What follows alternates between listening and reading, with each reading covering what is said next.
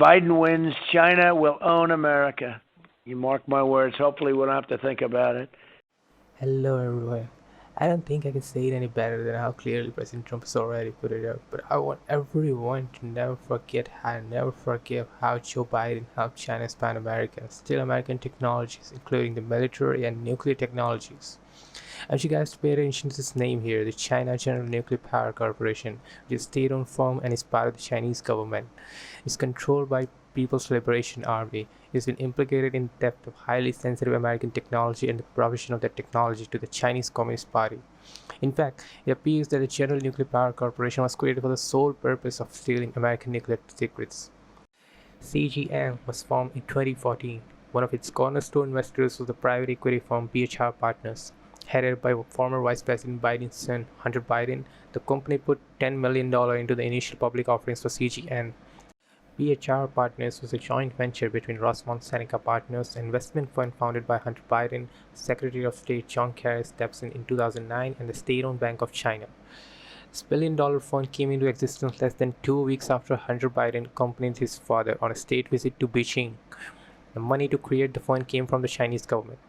Now I want to tell you all those who don't know that in 2017, Shu Ho, a consultant employed by CGN, was charged by the US Department of Justice under Trump administration with assisting CGN in procuring US-based nuclear engineers to assist with designing and manufacturing certain components for nuclear reactors. Ho ultimately pled guilty, paid a fine of $20,000, and was sentenced to 2 years in prison. Chu Ho was also responsible for recruiting 6 nuclear engineers to provide information to CGN, who additionally operated a front company called Energy Technology International in Delaware. The engineers provided intelligence to Beijing by hired by CGN through this company. At least one of the engineers was an employee of the Tennessee Valley Authority. The 6 engineers provided information on nuclear fuel materials, including the plutonium used in MOX fuel, the uranium-233 used in thorium fuel cycle, and conventional uranium-235 enriched nuclear fuel. The intelligence appears to have been used by the Chinese to advance their own work on new reactor types, including the new ACPR small modular reactor. China is competing head-to-head with American companies like Westinghouse for nuclear reactors built abroad. Information stolen from the United States may well provide China the necessary competitive advantage to land as many as 30 new reactor construction contracts. And not just that, there have also been indications that some of the information stolen may pertain to the kind of reactors used on American nuclear submarines. Biden and BHR were also involved in other joint ventures with the Chinese government, targeting sensitive American technology and strategic materials. BHR and the Chinese state-owned military aviation contractor Aviation Industry Corporation of China (AVIC) bought the American dual-use part manufacturer Henniges in 2015.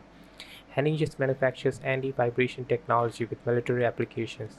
The year before Biden's BHR teamed up with AVIC, that company stole technology related to the F-35 fighter program from the United States. Also, BHR made another investment with the Chinese state-owned company in 2016. That company, China Molybdenum, acquires molybdenum and other rare earth minerals that may have military and nuclear applications. The company is controlled by Chinese government directly. Hunter's involvement in CGN, though, is something qualitatively different. This is not simply a matter of a guy who had been tossed out of the Navy for cocaine use cashing on his father's position. This is a matter of climbing in bed with a hostile power and working as an agent of that government to the detriment of citizens of the United States. It was not just corruption, this was espionage, the highest form of treason, and former Vice President's office was directly involved in all of it. Next, I want you guys to look at this cartoon shared by Chinese mouthpiece Staples Daily as a jibe on Antifa riots. During the riots, 2 pro-China communist parties, Freedom Socialist Organization and Liberation Road, were playing leading roles in coordinating the violent acts occurring across the states, funded, backed, and sponsored by Open Society Foundation, which works in close alliance with the CCP and has expanded business with many high-ranking generals of People's Liberation Army. Buses of rioters from the Samuel David Proctor Conference in Chicago, from the Drug Policy Alliance, Make the Road New York, and Equal Justice USA from New York, from Sojourners, the Advancement Project, and Center for Community Change in Washington, and other networks from the Gamaliel Foundation, all funded in part by Mr. Soros, descended on streets in the name of protest with the motive to create violent chaos and unrest in the country. These groups openly state their desire to destroy the Trump presidency and bring down the Republican Party, and the current protests and rioting should be viewed in that context. This isn't about justice for George Floyd. This is about revolution. More than 800 of these self-proclaimed activists were mobilized from Boston, Chicago, Columbus, Detroit, Houston, Los Angeles, Nashville, Portland, Tucson, Washington, D.C., Winston-Salem, North Carolina, and other cities to execute nationwide riots in the name of protest to make it look like a revolution, which is just a cover that Antifa and Alliance for Global Justice used to deceive and run their agenda behind it. We saw how Democrats supported defund the police. This was a small part of the greater CCP plan to first make people helpless with COVID-19 and then powerless without strict law enforcement. And Democrats willingly supported this under the leadership of Harris and likes of mindless representatives like AOC to satisfy the lust for power, even if it is at the cost of America. I want to put my third point here about how Biden sold American market and savings of millions of Americans to Chinese as vice president. First, let me put the figure, which was a result of Biden putting his thumb on the scales in favor of China. As of Feb 2019, 156 Chinese companies were listed on US exchanges with a market capitalization of $1.2 trillion, according to the US China Economic and Security Review Commission. Under the terms of Obama-Biden Memorandum of Understanding, which came after a series of meetings between Biden and Chinese President Xi Jinping, then Vice President in 2011 and 2012, US regulators have had very little ability to open the kimono and look into the books of these Chinese companies.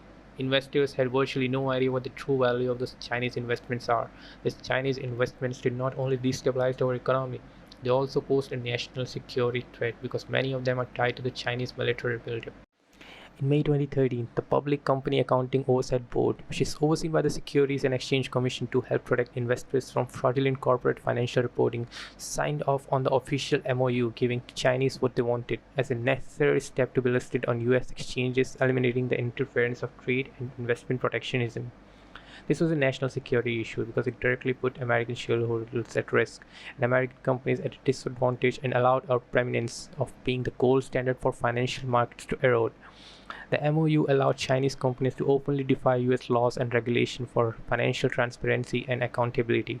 Thankfully, Trump administration been very careful about that and took necessary action with sanctions and bans. And for those who wonder what Biden got out of the 2013 deal, well, in the same year, Hunter Biden became a board member at BHR Equity Investment Fund Management Company, a Chinese state-backed private equity firm, and in 2017, Hunter Biden bought 10% of the company for about $420,000. I don't think there's much needed to be told on what to do to people, so please share as much as you can and subscribe to my Patreon channel, and if you can support us on PayPal. And yep, leaving on this note, see you with another video. Biden shipped your jobs and factories to China while raking in millions of dollars for him and his family, we find out. The only problem is the news doesn't want to report it, and big tech doesn't want to report it.